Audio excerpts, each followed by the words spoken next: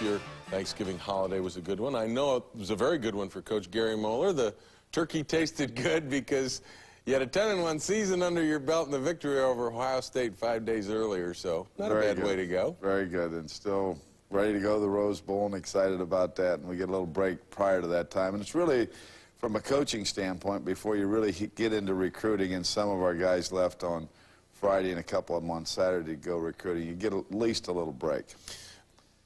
Let's talk about the Rose Bowl and some things down the road a little bit. Let's talk now about this season just completed. You've had a week to reflect, 10-1. Talk to me about what Gary Moeller is thinking about after you mull the season. All coaches do it. Mull the season over in your mind. Do it out loud for us. Well, what you try to do, Jim, is you try to think, what made this a successful year, and remember those things and say, hey, we're going to use that in the future. We're going to do that again. Try to forget about Iowa and Michigan State a year ago and a little bit about this Florida State game. But, you know, every time I think about it, I think about the kids. And I know I constantly tell you this, but I know that one thing on my team, there wasn't what you would classify as a jerk, if I can use that word, that was difficult to coach or anything. So the continuity was never broken.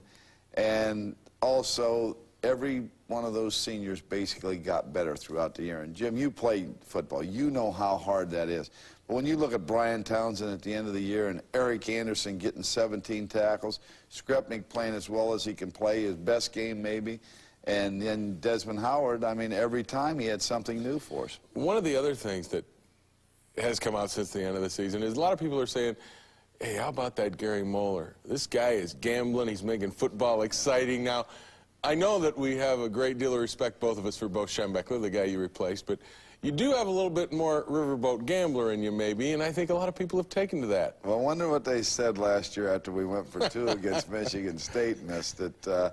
We had an opportunity there to fake a field goal in what I called an ideal situation. I knew if it came up in the game, I was going to give the quarterback the opportunity, in this case Ken Solom, who holds the extra point, a chance for an automatic there, and he took advantage of it, and it worked. Sometimes those things pay off, Jim, sometimes they don't. But I want to know that they're calculated. They're really good gambles. If you're going to, you know, the odds are with you that you're going to make it because you practice the play. And I've always said this about Bobby Bowden, those trick plays that you run. In fact, the Ohio State game, if you noticed, Desmond was going to throw the pass. Well, they covered it. He was smart enough to get run out of bounds. But if you practice them and you execute them well, they can become like another play. But honestly, we'd been working on a reverse pass for 6 to 7 weeks and never threw it in that game because we tried it, but it didn't come out.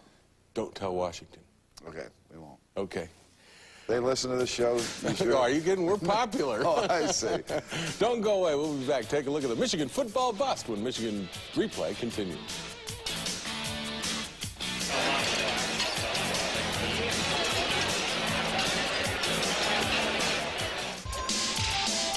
The 1991 Michigan football bust was once again a huge success this past week, as nearly 1,500 Michigan faithful attended.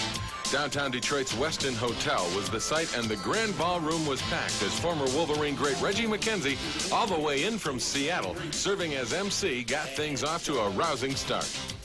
I love it.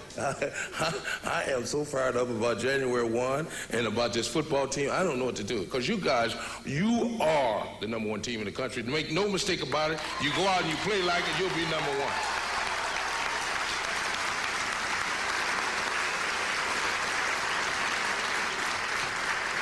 Okay, but more importantly, what I want to talk about is the guys, not only the seniors, they understand what I'm saying. I just talked to Neil Simpson. He says, I can't believe it went by so fast. And I say that because Neil is from Highland Park. I'm from Highland Park. But it will go by fast. 4 of the greatest years of my life, young man, was spent at the University of Michigan. I call the Michigan experience. Not only just participating in football, but the other aspects of Michigan. The other aspects of Michigan. You don't realize the respect that you will get once you leave, because you went to Michigan, a school that stands for academics, a school that stands for athletics, outstanding athletics and outstanding academics, the Michigan experience. Honored at the bust were all the seniors who received their traditional M rings from the U of M Club of Greater Detroit. Also receiving honors were former Michigan great Don Lund, who received the Distinguished Service Award. All-American Greg Skrepnik was named the Outstanding Lineman. Offensive guard Matt Elliott was named the U-First Spirit Award recipient, and for the second year in a row, David Ritter received the Academic Achievement Honor. And another highlight was the introduction of a new trophy, the Zatkoff Award, named in honor of Wolverine great Roger Zatkoff. Bo Schembechler was so much in favor of this award, he agreed to come back and present the inaugural Zatkoff Award. But I really want to tell the players here what Roger Zatkoff is really all about. He's like a lot of you. He's a very tough, hard-nosed player. He was a great Michigan man. He played hard. He went to the pros. He was a successful professional football player. But he never forgot where he came from. He loved Michigan. He felt the experience at Michigan was the reason for his success in business and in life. And so he's always been, Eric, in the Rose Bowl this year. Thank you. But the big honors for the night went to Desmond Howard. He was named the team's most valuable player, and he also received a special award that was not officially on the program. Although Michigan they've placed 48 players on Walter Camp All-American teams, the first being in 1903. No Michigan player has ever won the Walter Camp Player of the Year award. At a press conference held this afternoon in this hotel, that changed. Okay. For the first time in public, I'd like to introduce the 1991 Walter Camp Player of the Year, the best player in the country, selected by the coaches and sports information directors from all the 1A schools, Mr. Desmond Howard. Desmond accepted the Camp Trophy on behalf of the team, giving the team credit for his success.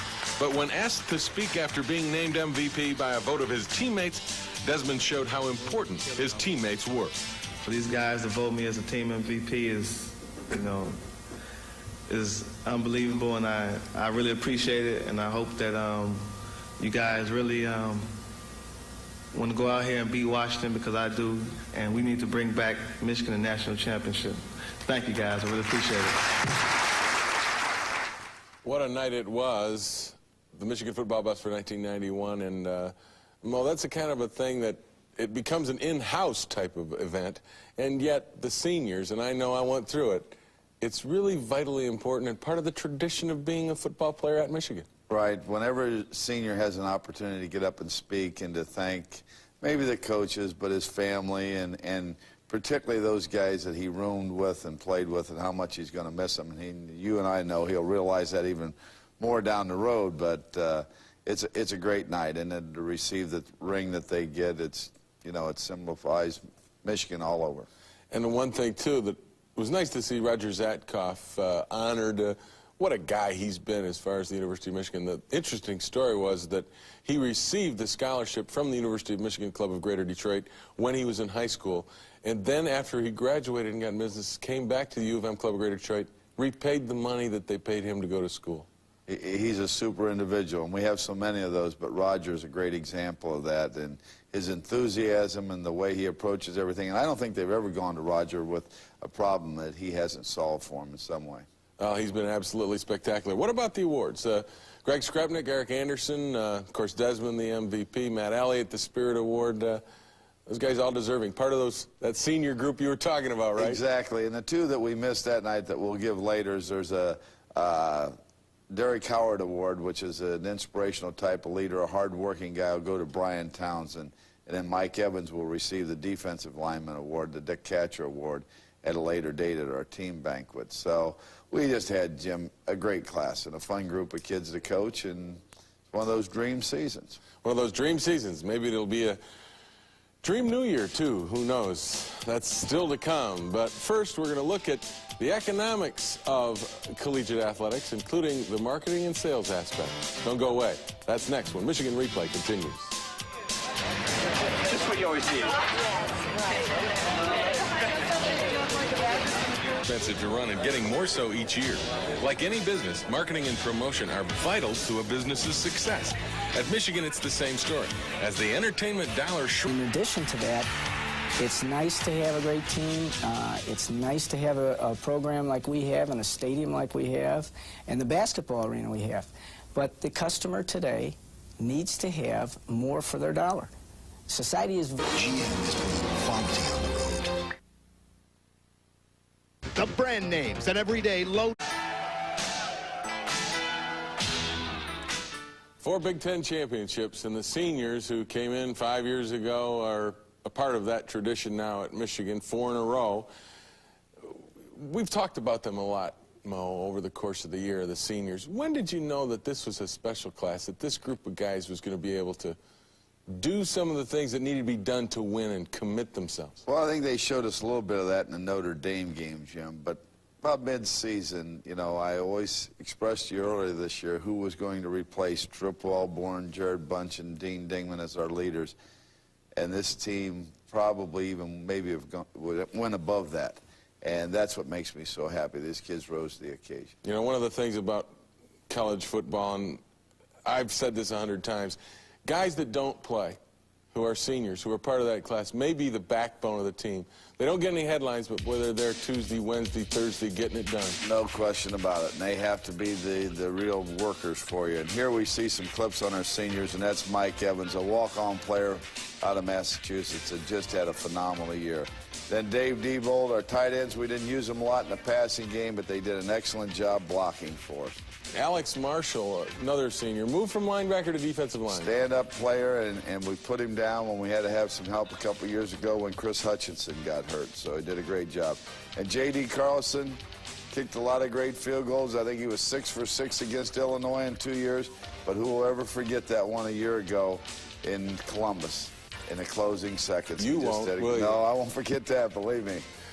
And this guy, Jim, Brian Townsend, probably one of the greatest years of a guy coming back, basically coming out of nowhere, not a for-sure starter at the beginning of the year, and what a tremendous year. One of your offensive linemen, Matt Elliott, I thought had an outstanding season, too. Had to switch between guard and center. Right. Matt's as fine offensive lineman as there is around the country. I really believe that. He and Skrepnik, believe me, can play for anybody. Then Otis Williams come on as our strong safety, replacing Trip Wellborn, as you know, after Trip got hurt last year and just had a great year this year. Then Lance Dotton gets to show off here, Jim, in Boston, his hometown, and what a senior year he had, and returns an interception back for a touchdown. Neil Simpson came out of Highland Park. Good kid. Played as a freshman. Tell you, the thing about Neil Simpson, he'll play hard each and every day, and he is a tough physical competitor. And the other receiver, Yale Van Dyne, what a great year he had. He can catch about anything anymore. And, you know, he can block anybody, too. Exactly. They all block her. If they don't block, they don't play. But he was a special guy. Then Chris Hutchinson, the guy we lost and played in the bowl game so well. Remember, after the Ohio State game, after an injury, he's got to come back and do that this year, Jim, against Washington. Then, of course, you can't have a good team without a quarterback. And Elvis, just, to me, he doubled his knowledge of the game from last year to this year and played so well and give us such great leadership. And those are some of the seniors that didn't win the major awards, if you will. We saw Eric Anderson and Greg Skrupnik and, of course, Desmond Howard. But those guys were the guys that contributed and got things done. Even though they didn't win awards, they were part of that senior class that, as Coach Bo Schembechler has said since he came to Michigan, in order to be successful, your seniors have to play their best year of football. Oh, there's no question about that. And that's exactly what happened. Exactly. You just said it right there. And there's some other guys I wish we could get on, Jim, that don't even play much on Saturday, that contribute so much. Talk to me about those guys, because I always said that those are the backbone. I was saying it earlier. When I played, we had guys that never saw a game, but they were there Tuesday, Wednesday, Thursday, taking the same hits, doing the same things that the guys that played were getting, and yet they didn't get to play. Right, and a lot of people wouldn't do that because it's like going to work every day but never getting paid. But these guys are different because they know they're getting rewarded from their teammates. And you just understand that their teammates identify with them, and they give them the recognition that they need, and they just get a great feel out of being in that uniform and knowing that they helped get that individual ready who went out and played on Saturday.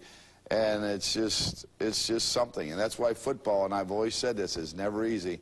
And 100% or 90-some% of people in this country can't do it, Jim. It's too hard for them. That's why football is special. And it's special at Michigan, and the kids that played at Michigan this year, seniors, are also special. Hope you join us again next week. We'll have a show full of big plays from the course of the season. So join us next week right here, same time, same place for Michigan.